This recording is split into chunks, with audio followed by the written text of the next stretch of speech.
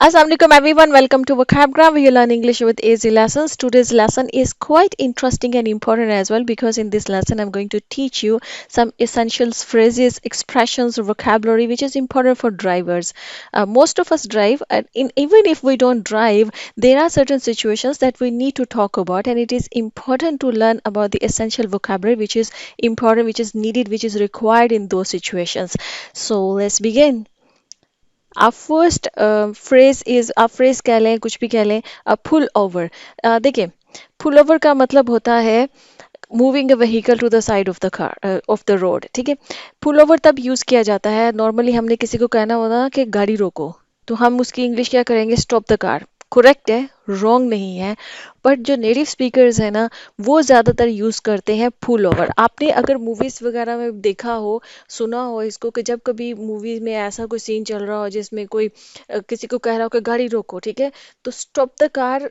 कम use होता है pull over ज्यादा यूज होता है वो कहेंगे pull over pull over pull over का मतलब ये होता है कि आप रोड की साइड पर जाकर गाड़ी को खड़ा कर दे ठीक है स्टॉप कर दे क्योंकि रोड के स्टॉप द कार का मतलब ये होता है कि उसी वक्त वहीं पे खड़ा कर दो गाड़ी को अब रोड के दरमियान में तो आप कभी भी गाड़ी खड़ी नहीं कर सकते हैं जाहिर बात है उसमें एक्सीडेंट्स का खतरा होता है ठीक है तो क्या किया जाता है कहा जाता है कि साइड पर खड़ा करना तो पुल ओवर ठीक है पुल ओवर यूज किया जाता है अच्छा अब इसको कैसे हम जो ना मतलब जैसे सेंटेंस तो मैंने इसका यही बनाया कि as soon as I heard the ambulance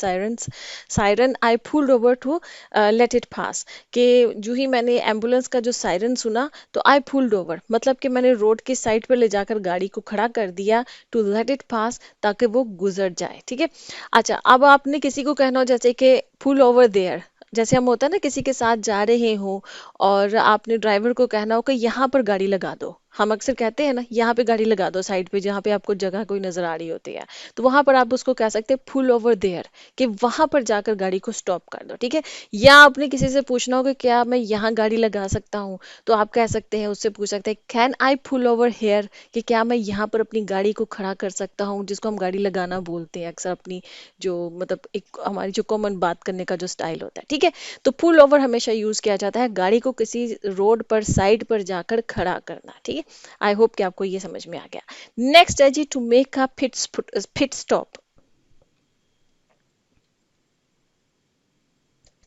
next है जी to make a pit stop अच्छा ये जो एक्सप्रेशन यूज किया जाता है to make a pit stop ये यूज किया जाता है जब आपने किसी जैसे तो ना किसी हम लंबे ट्रिप पे जा रहे हो रोड ट्रिप पे जा रहे हो ठीक है लंबा सफर हो और उस लंबे सफर के दरमियान में जो हम थोड़ी देर के लिए ब्रेक लेते हैं ना उस ब्रेक को जैसे किसी गैस स्टेशन पे खड़े हो जाना या कोई जो ना कुछ खाने की जगह पर आप कोई आपको कोई होटल या कोई मोटल वहां पर जो है नजर आए साइड पे तो वहां पर कुछ खाने पीने के लिए जो है ना वो थोड़ी देर के लिए जो हम वक्फा लेते हैं ना रुकते हैं किसी लंबे रोड ट्रिप पर उसके लिए जो ना ये एक्सप्रेशन यूज किया जाता है to make a pit stop ठीक है जैसे कि आप चल रहे हैं और आपको थक गए हैं और आपको लग रहा है कि थोड़ी देर में रेस्ट कर लूं तो आप कहेंगे I am going to make a pit stop to stretch my legs ठीक है कि मैं थक गया हूँ I am tired of driving मैं ड्राइविंग से थक गया हूँ so I am going to make a pit stop कि मैं थोड़ी देर के लिए जो है ना वो एक मतलब कि गाड़ी रोकने लगा हूँ किसी जगह पर टू स्ट्रेच माय लेग्स कि मैं अपनी थोड़ी लेग्स वगैरह को स्ट्रेच कर लूँ क्योंकि आई एम टायर्ड ठीक है थोड़ा सा रेस्ट कर लूँ या इसके लिए भी होता है रीफ्यूल के लिए भी टू रीफ्यूल ठीक है I am making a pit stop to refuel कि मैं जो है ना थोड़ी देर के लिए रुक रहा हूँ किसी गैस स्टेशन पे टू रीफ्यूल ताकि गाड़ी में जो है ना हम अपना फ्यूल जो है वो दोबारा से भर लें ठीक है हो सकता है फ्यूल कम हो रहा हो गाड़ी में इसी तरह से जैसे कि हम कह सकते हैं कि I am making a pit stop to grab a bite कि टू ग्रैब अ बाइट का मतलब ये होता है कुछ खाना पीना ठीक है can we make a pit stop to grab a bite कि क्या हम कुछ देर के लिए रुक सकते हैं कुछ खा पी लें अक्सर होता है ना जब हम लंबे रोड ट्रिप पे जा रहे हों तो रास्ते में होता है कि यार थोड़ी देर के लिए रुको कहीं पर कुछ खा पी लें तो वहां पर आप इस तरह ये वाले जो एक्सप्रेशन है यूज कर सकते हैं कि please make a pit stop to grab a bite कि थोड़ी देर के लिए रुक जाओ ताकि हम जो है ना वो कुछ खा पी लें या टू रीफ्यूल कि ताकि हम फ्यूल को भर लें या टू यूज रेस्ट रूम क्योंकि ये आपको पता है कि हमें रेस्ट रूम की भी यूज यूज करने की जरूरत टॉयलेट वगैरह यूज करने की जरूरत पड़ती है, ठीक है। तो ये आप एक्सप्रेशन इस तरह की कोई भी बात के ये काम करने के लिए रुकना है तो वहां पर आप to make a pit stop जो है ना वो यूज कीजिए। और उसके बाद जो भी आप जिस भी वजह से रुकना चाहते to to use a restroom या टू ग्रैब अ बाइट या to refuel, to stretch your legs, जिस भी चीज के लिए रुकना है तो उसके बाद आप उस चीज को एक्सप्लेन करें, ठीक है जी। अच्छा जी, नेक्स्ट हमारे पास है वो है जी bumper to bumper. Bumper to bumper जो है ना ये ऐसे सिचुएशन में यूज किया जाता है जहां पर जो जितनी भी गाड़ियां हैं जब रोड पे बहुत ज्यादा ट्रैफिक हुई हुई हो और गाड़ियां बिल्कुल एक दूसरे के जिसको कहते हैं ना कि साथ लगी हुई होती हैं, ठीक है। जरा भी उसमें जो है ना वो गैप नहीं होता है, इतनी हैवी ट्रैफिक अगर हो तो उस सिचुएशन को बम्पर टू बम्पर कहते हैं कि हर गाड़ी जो है ना वो एक दूसरे के साथ लगी हुई है, ठीक है। तो it's a bumper to bumper situation. अच्छा, ये जरूरी नहीं है कि ट्रैफिक के लिए यूज हो, जो पार्किंग लॉट्स होते हैं उसके लिए भी, जहां पर पार्किंग लॉट अगर फुल है तो वहां पर भी यूज किया जाता है। जैसे the parking lot was completely full with cars parked bumper to bumper, कि जो पार्किंग लॉट थी वो इतनी फुल थी कि वहां पर जितनी गाड़ियां थी वो बिल्कुल एक दूसरे के साथ साथ जुड़कर जो है ना वो मतलब कि पार्क थी, कि वहां पर किसी मजीद गाड़ी के पार्क होने की कोई स्पेस नहीं थी, ठीक है। तो बम्पर टू बम्पर सिचुएशन जो है ना यूज कर सकते हैं आप ऐसे या आप कह सकते हैं कि sorry I am late because the traffic was bumper to bumper, कि सॉरी मैं लेट हो गया क्योंकि ट्रैफिक जो थी ना वो बहुत बम्पर टू बम्पर थी, मतलब कि बहुत हैवी ट्रैफिक थी, गाड़ियां एक दूसरे के साथ फंसी हुई थी। होता है ना कि अक्सर ऐसी सिचुएशन हो जाती है किसी जगह पर, तो वहां पर क्या आप घंटों जो है ना वो आप बम्पर टू बम्पर सिचुएशन में आप फंसे हुए हैं, गाड़ियां बिल्कुल साथ और बिल्कुल आप स्लोली स्लोली स्लोली स्लोली चल रहे हैं, ठीक है। तो वो बम्पर टू बम्पर सिचुएशन होती है। अच्छा जी, टेल गेटिंग। टेल गेटिंग जो है ना बम्पर टू बम्पर से ही थोड़ी मतलब रिलेटेड है, तो थोड़ा डिफरेंट है उससे। उसका मतलब ये होता है टेल गेटिंग के आप इतना क्लोज जो है ना वो ड्राइव करते हैं कि जो मतलब कि जो गाड़ी का जो बम्पर होता है, जो आगे गाड़ी चल रही होती है उसके बूट के साथ जो है ना वो पीछे ऑलमोस्ट टच ही करने वाली हो रही होती है। और and this is very dangerous, मतलब कि बहुत क्लोज एक मतलब जो पीछे वाली गाड़ी है वो सामने वाली गाड़ी से बहुत क्लोज है, उसने डिस्टेंस नहीं रखा हुआ है जितना कि एक वो डिस्टेंस मेंटेन करना जरूरी होता है सेफ्टी के लिए, नहीं रखा, बहुत क्लोज है उसके। तो दैट इज टेल गेटिंग। और जो ड्राइवर ये कर रहा होता है ना, जो पीछे वाली गाड़ी का ही ओब्वियसली कर रहा होता है कि उसने अपनी गाड़ी को बहुत नेक्स्ट गाड़ी के साथ जो अगली वाली होती है उसके बिल्कुल क्लोजली उसने जो है ना वो अपनी गाड़ी को वो ड्राइव कर रहा होता है, तो उसको टेल गेटर कहते हैं। और ये बड़ी डेंजरस सिचुएशन है, ठीक है। क्योंकि इसमें जाहिर बात है कि एक्सीडेंट के बहुत ज़्यादा जो है ना वो मतलब चांसेस होते हैं, ठीक है। तो जैसे कि maintain a safe distance to avoid accidents cause by tailgating, कि आप एक सेफ डिस्टेंस जो है वो जो है ना वो मेंटेन कीजिए ताकि जो एक्सीडेंट्स हैं उनको अवॉइड किया जा सके, जो कि टेल गेटिंग की वजह से जो है ना वो हो सकते हैं, ठीक है। जैसे कि आप किसी को अगर देख रहे हैं कि कोई टेल गेटिंग कर रहा है तो आप ये भी कह सकते हैं that stupid tailgater is driving too close, कि वो जो स्टूपिड किस्म का टेल गेटर है वो इतना क्लोजली जो ना वो ड्राइव कर रहा है। अच्छा, टेलगेट पार्टीज भी होती हैं अमेरिका में, ये बहुत ज़्यादा होता है। वहाँ पर क्या होता है किसी पार्किंग एरिया में जो है ना वो सारे जो मतलब फ्रेंड्स वगैरह वो अपनी व्हीकल या फैमिली मेम्बर्स वो लेकर आ जाते हैं और वो अपनी जो भी टेल गेट होता है, टेल गेट कहते हैं जो पीछे जो गाड़ी के जो बूट होता है ना, मतलब अगर वो काफ़ी उसमें स्पेस होती, कुछ गाड़ियाँ होती है ना उसमें काफ़ी जगह बनाई हुई है तो उसको टेल गेट बोला जाता है, ठीक है। तो वो उसमें जो ना उसको ओपन कर लेते हैं, उसमें उन्होंने जो भी अपने खाने पीने का सामान रखा होता है, जो भी चीज़ें होती हैं, तो वो थोड़ी देर के लिए वहाँ पर थोड़ा सा ना वो मतलब कि पार्टी वार्टी कर लेते हैं, तो उसको टेलगेट पार्टीज कहा जाता है। अच्छा जी, नेक्स्ट है जी यील्ड। ये भी इम्पोर्टेंट है। यील्ड एक साइन भी होता है, ट्रैफिक साइन होता है। इसका मतलब क्या होता है कि आप जो है ना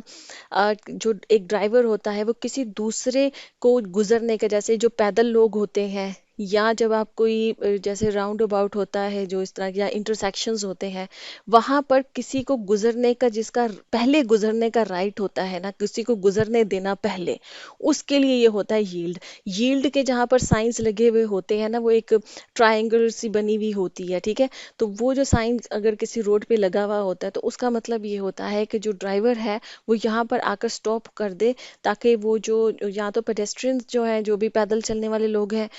उनको पहले गुजरने दे, या उस जो भी राउंड अबाउट है उसमें जो पहले व्हीकल्स हैं वो पहले गुजरेंगे और फिर आप गुजरेंगे, ठीक है। तो इसको यील्ड करना कहते हैं, मतलब कि आप अपनी गाड़ी को रोक रहे हैं, जब आप इसको एज ए वर्ब यूज करेंगे कि आप अपनी गाड़ी को रोक रहे हैं so that the other car other और the pedestrian they can pass, ठीक है, कि वो जो है ना वो गुजर सकें पहले। जैसे कि सेंटेंस है the pedestrian stepped on to the crosswalk. Crosswalk आप देखिए, क्रॉस वॉक कहते हैं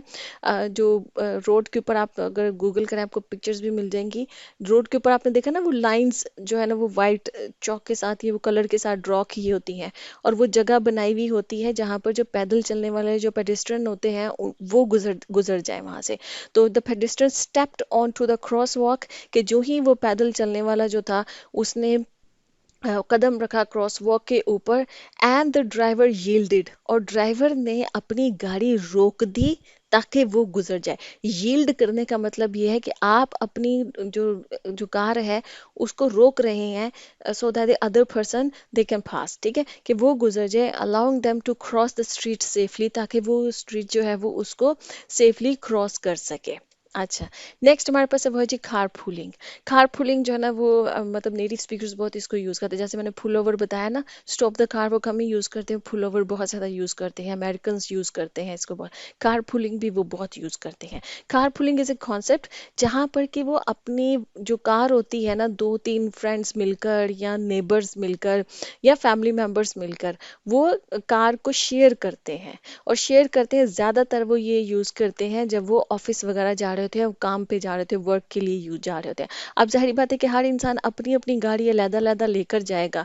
तो इसमें खर्चा बहुत ज़्यादा आता है, ठीक है ना, आपको फ्यूल का खर्चा काफ़ी ज़्यादा, मेंटेनेंस का खर्चा आ जाएगा, ठीक है। इसी तरह से कुछ लोग हैं जो एनवायरनमेंट कॉन्शियस लोग हैं, तो वो समझते हैं कि अगर जितनी गाड़ियाँ कम रोड पर होंगी एनवायरनमेंट के लिए उतना अच्छा है, ठीक है। तो इन सारी चीज़ों को मद्देनजर रखते हुए कार पूलिंग वहाँ पर एक कॉन्सेप्ट जो है वो ये हुआ है कि दो चार लोग जो हैं वो मिलकर, अगर रोज़ ही ज़ाहिरी बात है कि ऑफिस जाना है और एक ही ऑफिस में जा रहे हैं या एक ही जगह पर जा रहे हैं जहाँ पर उनके पास पास ही ऑफिस हैं, तो वो एक ही गाड़ी को यूज़ कर लेते हैं, वो शेयर करते हैं, और उसमें जो है ना वो जो भी उसकी कॉस्ट आती है उसके ऊपर उसकी मेंटेनेंस या उसकी जो फ्यूल वगैरह की, तो वो सब आपस में शेयर कर लेते हैं, तो इससे उनको थोड़ा सा इनएक्सपेंसिव पड़ता है, उनकी जो कम्यूटिंग है वो इनएक्सपेंसिव होती है, तो इसको कारपूलिंग कहा जाता है। Many people choose to carpool to work to save money, ठीक है, कि वो कारपूल का जो कॉन्सेप्ट है इसको चूज करते हैं टू वर्क, जब वो अपने काम के लिए जा रहे थे, क्योंकि डेली तो जाना होता है, ठीक है, तो सेव मनी, तो इससे उनकी जो मनी सेव होती है कि हर इंसान अपनी लदा गाड़ी लेके जाएगा तो जाहिर है इट्स एक्सपेंसिव। अच्छा, नेक्स्ट हमारे पास है वो है जी blind spot. Blind spot use किया जाता है, देखिए गाड़ी में होते हैं ना मिरर्स, साइड मिरर्स होते हैं जहां पर आपके साइड्स पे आने वाली जो गाड़ियां हैं जैसे राइट साइड पे या लेफ्ट साइड पे जो है वो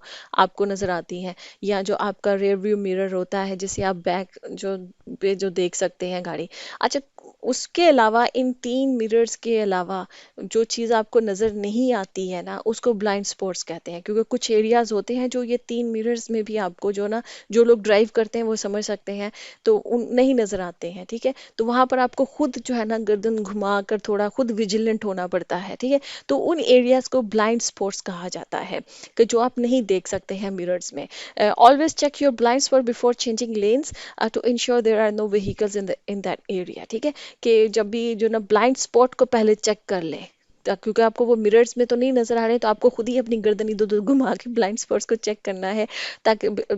जो लेन चेंज करने से पहले, क्योंकि जब रोड पे आप ड्राइव कर रहे होते हैं तो लेन चेंज करने से पहले आपको ये देखना बड़ा ज़रूरी है ताकि कोई व्हीकल ना आ सके, ताकि एक्सीडेंट्स जो है ना वो आप अवॉइड कर सके। नेक्स्ट है जी हाइड्रो प्लानिंग।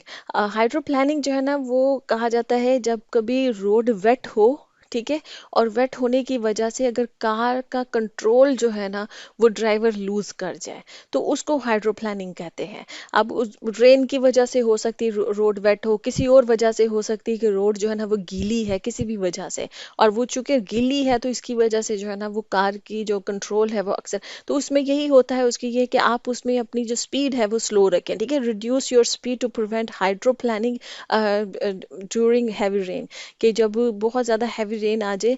तब जो है ना अपनी स्पीड को जो है वो थोड़ा स्लो रखें, ताकि आप हाइड्रोप्लानिंग जो है ना उससे प्रिवेंट कर सके। हाइड्रोप्लानिंग मतलब जब आप अपना कार का जो कंट्रोल है वो उसको लूज कर जाते हैं, ठीक है। अच्छा जी, नेक्स्ट है जी हार्ड शोल्डर। ये भी बहुत इंपॉर्टेंट है, नेटिव स्पीकर्स इसको यूज़ करते हैं, और ये अमेरिका में बहुत यूज़ होता है, मतलब उन कंट्रीज में अगर आप प्लान कर रहे हैं वहाँ पर जाने का, या अगर आप वहाँ पर हैं तो वहाँ पर ये हार्ड शोल्डर जो है ना वो यूज़ किया जाता है। ये क्या कॉन्सेप्ट है, ये है जी कि आपने देखा होगा कि उनके रोड्स के साथ में साइड पर कुछ एक्स्ट्रा स्पेस बनी हुई होती है। एक तो मेन रोड होती है ना, मेन रोड के साथ जो एक्स्ट्रा स्पेस होती है ना, वो उसको कहा जाता है हार्ड शोल्डर। कि जब कोई गाड़ी वगैरह, अक्सर होता है ना, आप चल रहे हैं, आप मतलब ड्राइव कर रहे हैं, आपको गाड़ी में कुछ मसला फील हो रहा है, आपको जो है ना हो सकता है आपको गाड़ी जो है वो ब्रेक डाउन कर रही है, या किसी किस्म का कोई जो ना आपको मेंटेनेंस का कोई इशू आपको आ रहा है, कोई कोई भी उसको मैकेनिकल इशू जो ना गाड़ी में आपको फील हो रहा है, तो आप जो ना वो हार्ड शोल्डर का जो एरिया है ना, वहां पर अपनी गाड़ी को, मतलब कि रोड से नीचे उतार कर जो साइड का एरिया होता है वहां पर जो आप अपनी गाड़ी को ले जाएं, तो उस साइड के एरिया को जो है ना हार्ड शोल्डर कहा जाता है। जैसे कि माई कार स्टार्टेड मेकिंग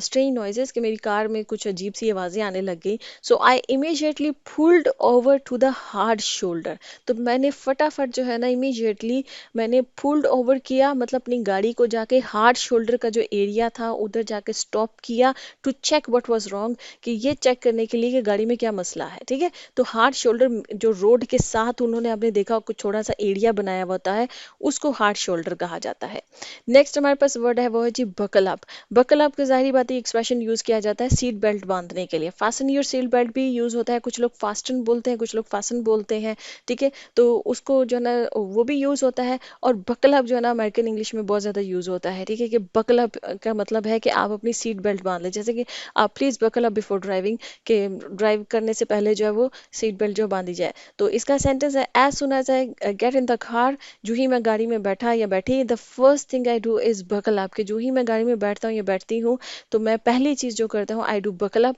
मतलब कि मैं अपनी जो सीट बेल्ट है उसको जो है ना वो बांध देता हूँ, ठीक है जी। ओके जी, आई होप कि ये इंटरेस्टिंग वोकेबलरी थी जो आज के लेसन में आपने रिलेटेड टू ड्राइविंग जो है वो सीखी है।